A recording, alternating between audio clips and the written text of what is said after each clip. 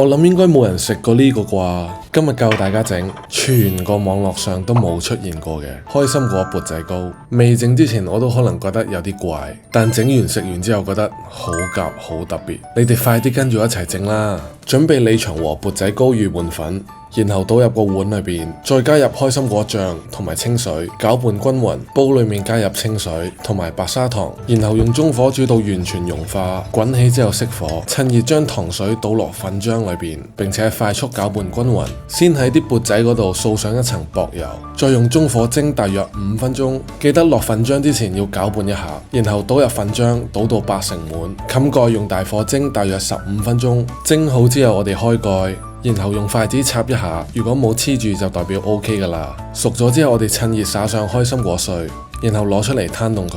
跟住我哋用竹籤喺碗邊兜一個圈甩模，然後再插上2支竹籤就可以食得噶啦。